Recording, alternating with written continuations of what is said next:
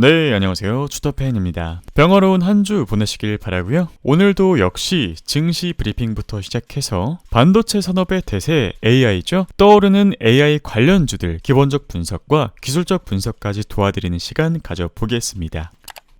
자, 코스피부터 보겠습니다. 제가 저번주에 분명 2458에서 2490포인트 주요 지지밴드로 잡아드렸었는데 여기 하단에서 방어 성공하는 모습 보여주면서 증시는 다시 급상승하는 모습을 보여주었습니다. 특징이라고 한다면 외인이 반도체 매수를 몇 년 만에 역대급으로 지속하고 있고 기관 역시 상당히 많은 자금 다시 반도체로 쏠리고 있는 모습이네요. 자, 코스닥의 경우 신용정보가 조금 남았긴 하지만 역시 주요 지지밴드 하단 방어 성공하면서 올라오는 모습입니다. 만약에 지수 상승이 지속된다면 900포인트 근처를 다시 저항으로 잡아볼 수 있겠죠? 자, 오늘은 23년 AI 반도체 시장 성장성과 관련 기업군에 대해서 알아볼 텐데요. 투자 포인트 1번, AI 관련 반도체 매출은 최근 판매 부진을 겪고 있는 반도체 산업에서 몇 안 되는 가장 유망한 분야다. 구글은 최근 컨퍼런스에서 챗봇, 생성 이미지 및 비디오와 같은 창의적인 AI 기능을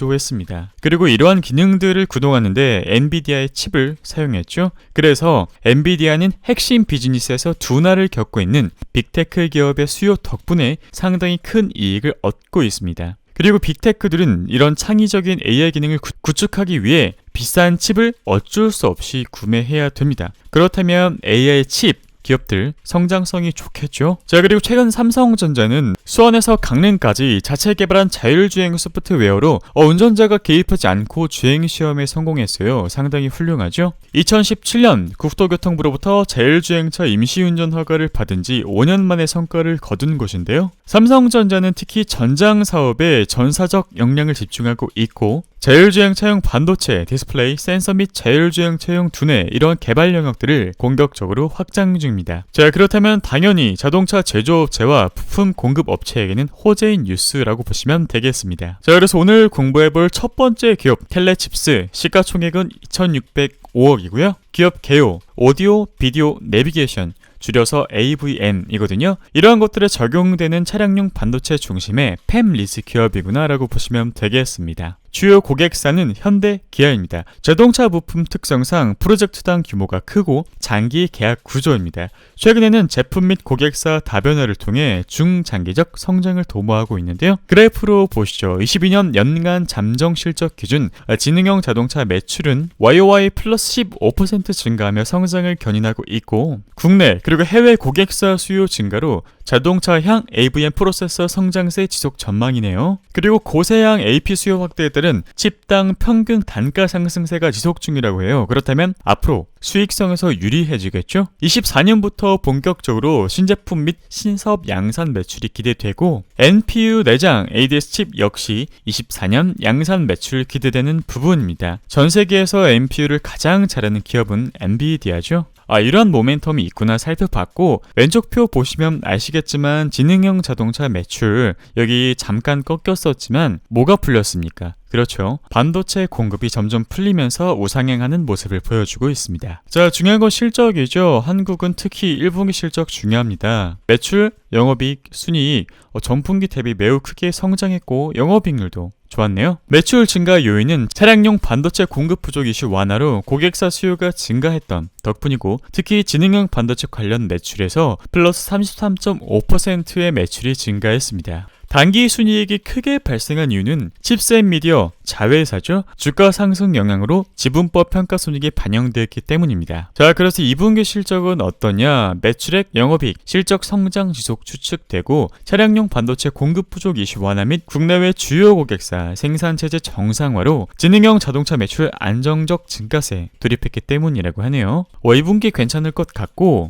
23년 전체로 봤을 때 매출액, 영업이익 전년 대비 각각 플러스 9%, 플러스 33% 성장 전망이라고 하네요. 왜냐? 앞서 말했듯 완성차 판매량 증가세, 그리고 대당 탑재되는 반도체 수 및 판가 증가, 마진이 높은 제품군 확대로 수익성 증가될 것이고 애프터마켓 비중 확대 및 고객사 다변화 될 것입니다. 그래서 결론이 뭐냐? 증권사 목표 주가 24,000원이고 최근에 최대 주주의 지분이 증가했어요. 지분 증가는 당연히 좋은 소식이죠. 그리고 2대 주주인 LX세미콘과의 시너지 효과 및 실적 호조도 지속 기대되는 부분입니다. 여기 파란 색깔 지능형 자동차 매출 추이 및 전망 보이시죠? 잠깐 쇼크가 있긴 했습니다만 바로 19년 정도의 수준 회복했고 22년, 23년, 22년 올타임 하이 갱신한 다음에 23년, 22년을 뛰어넘을 것이다. 이렇게 예측이 되네요. 기업의 시가총액은 2천억 원 중반대로 낮은 편이지만 매출액과 영업이익률 그리고 특히 모멘텀이 있는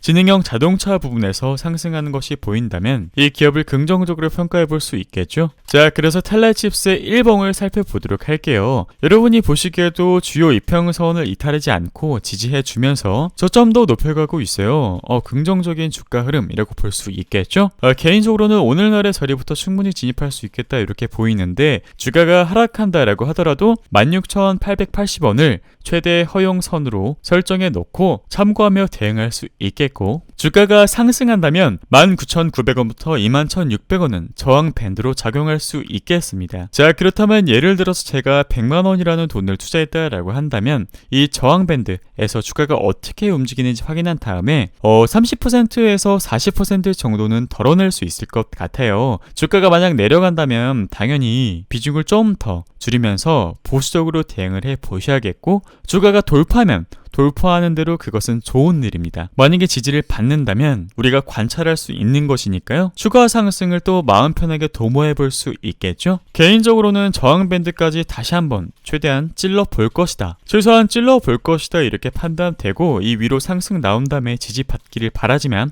그러지 않을 가능성도 항상 염두에 두셔야 된다. 그래서 지지, 저항 참고하며 대응하시면 되고 특이사항은 저항밴드 돌파 시에 실망 매물이 나올 가능성도 존재한다. 이렇게만 심플하게 정리하고 대응하시는 게 좋겠습니다. 다음 칩스앤미디어 시가총액 2,540억. 칩스앤미디어는 텔레칩스의 자회사죠. 자, 칩스앤미디어는 제가 3월달에 공부했던 기업이고 개요부터 간단하게 알려드리자면 반도체 IP 그러니까 설계 자산 업체입니다. 특히 영상 미디어 IP 부분을 칩 제조업체에게 공급하고 있는데요. 아까 구글이 어떤 부분이 중요하다라고 했죠? 바로 영상 미디어 쪽 중요하다고 했습니다. AI가 창의적인 분야에서도 능력을 발휘해야 되기 때문에 앞으로 미디어 IP 부분에서 강점을 가진 칩셋미디어 역시 주목을 해봐야 된다라는 논리인 거고요. 사업 자동차 홈엔터 산업용 모바일 매출은 라이선스 앤 로열티, 칩 제조업체에게 IP를 제공하게 됩니다. 그러면 라이선스 비용 수수,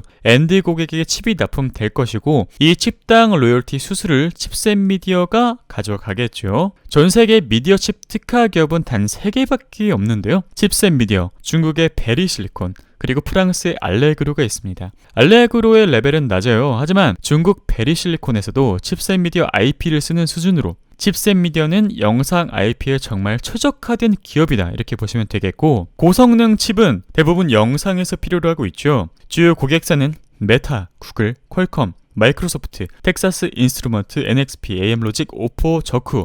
와, 고객사만 보더라도 빅테크가 대부분일 정도로 회사 기술력에 대한 검증은 충분하다 이렇게 평가할 수 있겠죠. 그래서 3월달에 냈던 결론이 강력한 빅테크의 고객사 그리고 훌륭한 기술 리더십만으로도 충분히 재평가할 만한 기업이다. AI 혁명의 수혜 기업 중에 하나다. 데이터 센터 영상 칩 수요 증가 전망 확실시되고 23년 실적 성장 지속이 전망된다 라고 이야기 드렸었습니다. 실제로 4분기 실적도 상당히 좋게 나왔었고요. 자, 그리고 이 자료는 4월달에 보내드렸던 자료인데요. 칩셋미디어가 왜 올랐는지 분석했던 자료입니다. 미국이 엔비디아 등에 대해 AI 중국 수출을 제한했습니다. AI 경쟁이죠. 특히 GPU, 그래픽 처리 장치 수급 어려움에 빠진 중국 기업들이 대체제로 칩셋미디어에 문의하고 있는 상황입니다. 그래서 핵심은요, 막대한 데이터 센터에 투입할 AI 처리 GPU 자체 설계 문의인 것으로 알려졌으며 미국 기업들도 심지어 대중무역 규제로 중국 경쟁사보다 칩셋미디어를 찾는 경우가 늘어나고 있다고 해요.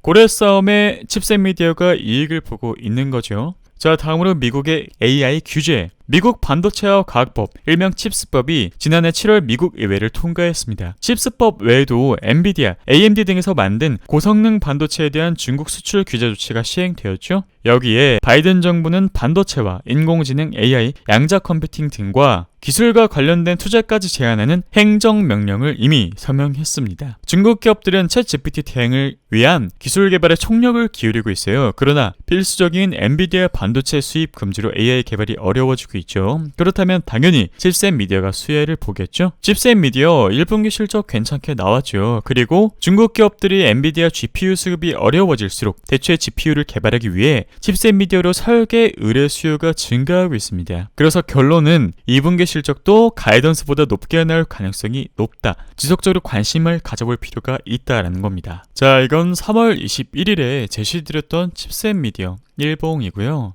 주가가 좀 올랐기 때문에 19,750원, 25,500원부터 이 방어 여부를 확인한 다음에 진입 여부를 고려해보자 이렇게 말씀드렸었습니다. 실제 주가 조정이 어느 정도 일어났고 여기서 갑자기 4월 24일에 윗꼬리를 단 양봉이 만들어졌어요. 그렇다면 여기서 한번 흔들고 가지 않을까 이렇게 생각이 되어서 지지밴드를 하나 더 견고하게 설정을 했습니다. 자, 그 다음에 주가가 어떻게 움직였죠? 실제 19,750원부터 25,500원까지 닿고 올라왔습니다. 그리고 지난 금요일날 급등을 했는데요. 자, 여기 보시면 아시겠지만 큰 갭을 만들고 큰 거래량을 만들고 상승을 했습니다. 아쉽게도 저항밴드 상단인 27,000원을 한 번에 돌파하지는 못했어요. 그래서 또 다시 흔들고 가지 않을까 싶기는 한데 일단 주요 이평선을 이탈하지 않았고 우리들이 설정한 지지 밴드가 또 있는 덕분에 꽤나 쉽게 대응할 수 있을 것 같습니다. 자, 특이사항은 저항밴드 돌파 시에 실망 매물 나올 가능성이 여전히 존재하고 증권사 목표가는 32,000원이다. 이렇게 보시면 되겠습니다. 자, 그래서 오늘날의 결론, 두 기업 모두 하방보다 상방이 열려있다. 기술적 분석으로도 매력이 있다. 반도체 업종에서 가장 유명한 AI 분야, 자신의 가치를 꾸준히 증명해 나간다면 투자하지 않을 이유보다 투자할 이유가 더 많은 기업이다. 다만 신중하게 고려하여 투자를 결정하시고요. 천천하게 분할하여 매수하는 전략을 권유드리겠습니다. 자, 종목 추천이나 투자를 권유하는 영상이 아니라 열심히 일하시느라 가정을 돌보시느라 자료를 찾아보실 시간이 없는 그런 건전한 종목을 찾는 것이 쉽지 않은 분들을 위한 분석 영상이고요. 투자는 스포츠 경기가 아니죠. 나누어서 사고 나눠서 파는 방식으로 늘 안전하게 투자하시기를 권유드리겠습니다. 여러분들에게 도움이 되셨다면 구독, 좋아요, 알람 설정 부탁드릴게요. 감사합니다.